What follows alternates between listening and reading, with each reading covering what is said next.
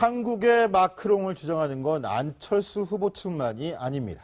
바른정당도 프랑스에 마크롱이 있다면 대한민국엔 유승민이 있다고 주장했는데요. 자, 이현수 기자, 유승민 후보에게 마크롱 당선이 주는 의미는 또 어떤 의미가 있을까요? 마크롱 마케팅이라고 해야 할까요? 이게 안철수 후보에 이어서 같은 맥락이긴 합니다.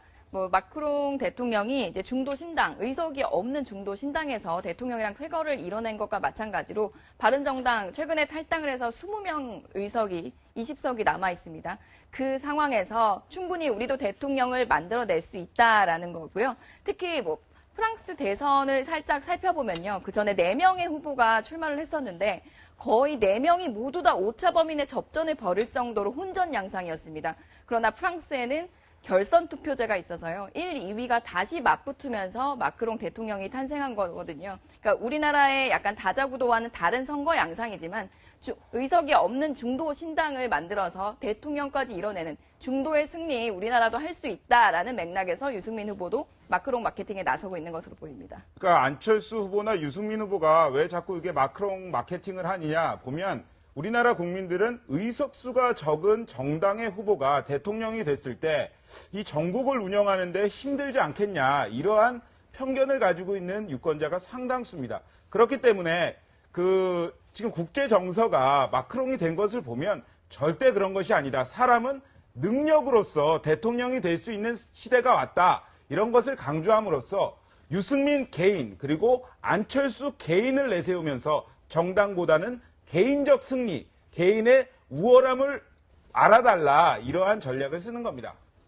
네, 강병규 기자. 그럼 유승민 후보 오늘 마지막 유세를 한번 짚어볼까요? 제가 특징을 한번 보니까 유독 오늘은 마지막 날인데도 대학가 유세에 집중하는 모양새요.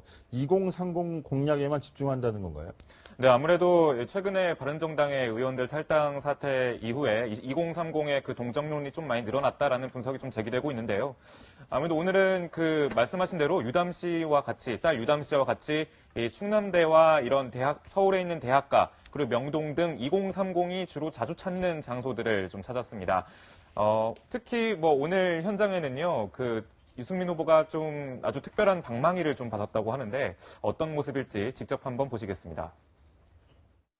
자기가 좋아하는 후보, 자기의 소신과 양심대로 그렇게 투표하는 게 저는 진정한 표라고 생각하고 그게 진정한 민주주의라고 생각합니다. 국민들 모두가 자기가 좋아하고 국가의 미래를 책임지기에 가장 최선의 후보를 선택하면 그 후보가 됩니다.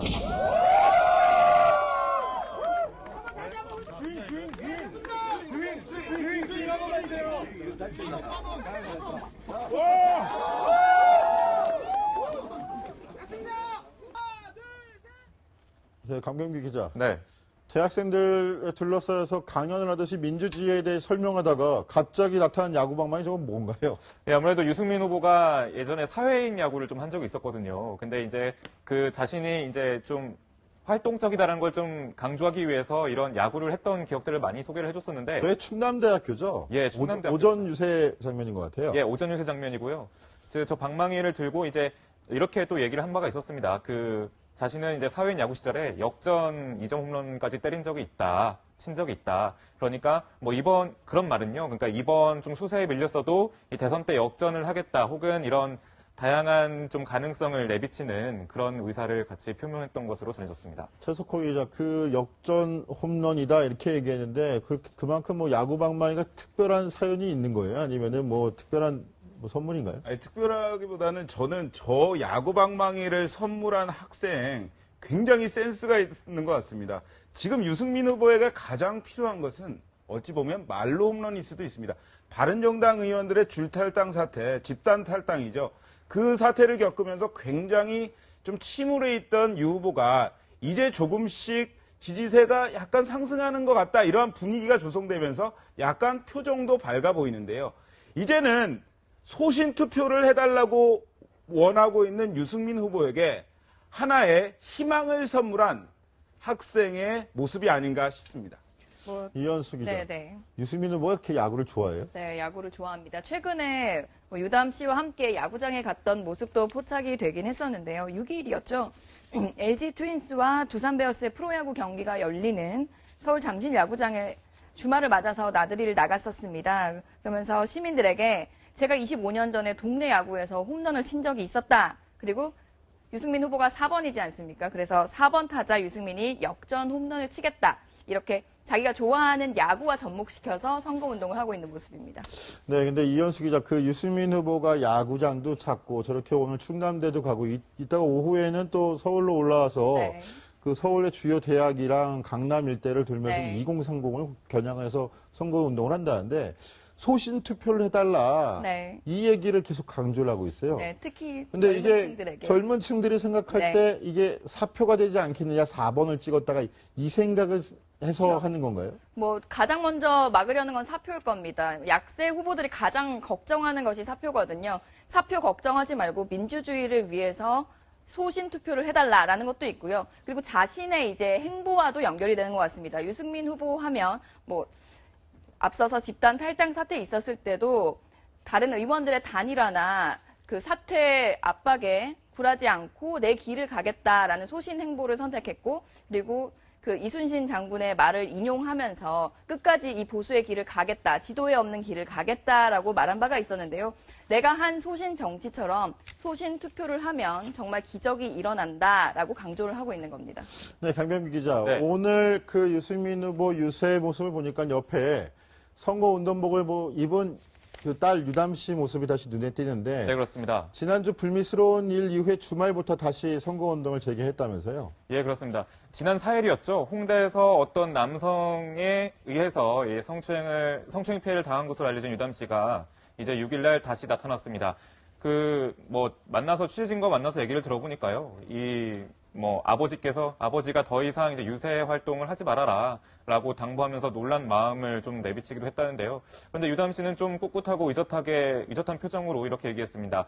아버지를 자식이 돕지 않는 것이 더 이상한 일이다 라고 대답을 했는데, 실제로 유담 씨가 어떤 말을 했는지 직접 한번 보시겠습니다. 하루 동안 쉬면서 생각해 봤습니다. 이런 불미스러운 일이 생겼을 때일수록 더 당당히 나서야 한다고 생각했습니다.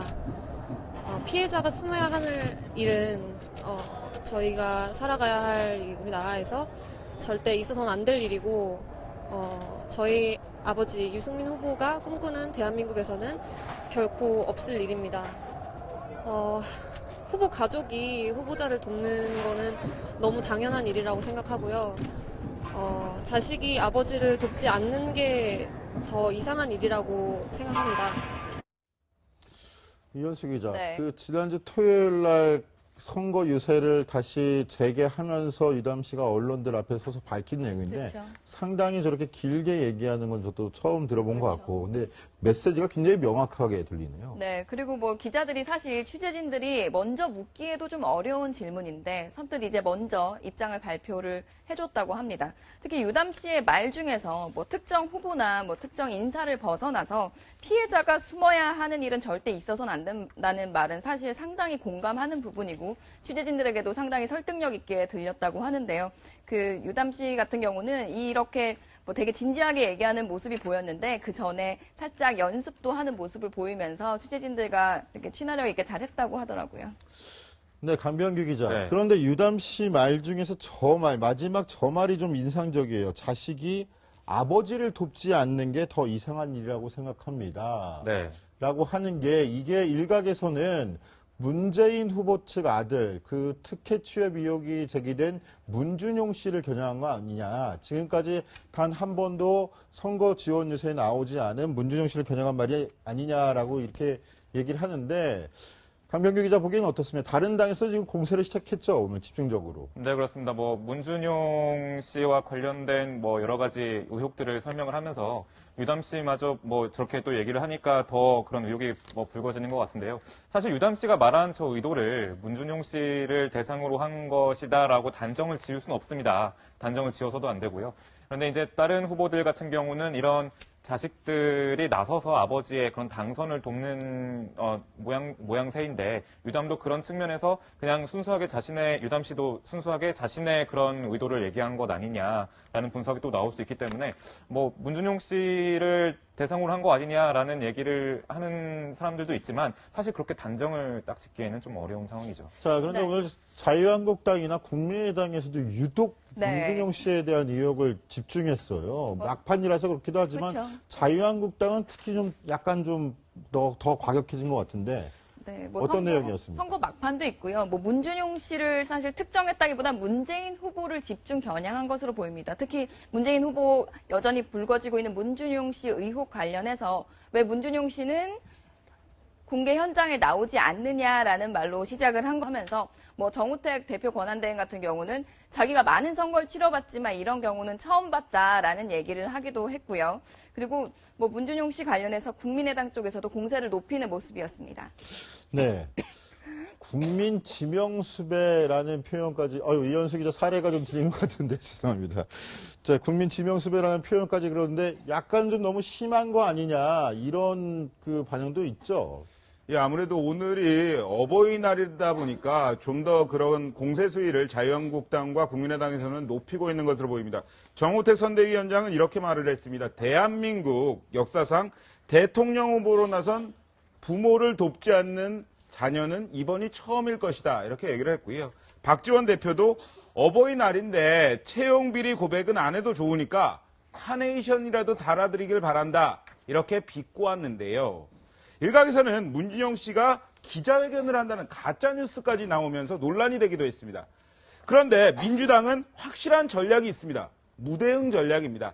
지금 문준용 씨가 나온다고 해서 뭐 크게 달라질 것은 없는 상황입니다. 오히려 문재인 후보의 대세론에 악영향을 줄 수 있다. 이러한 생각을 하면서 무대응 전략으로 일관하고 있습니다.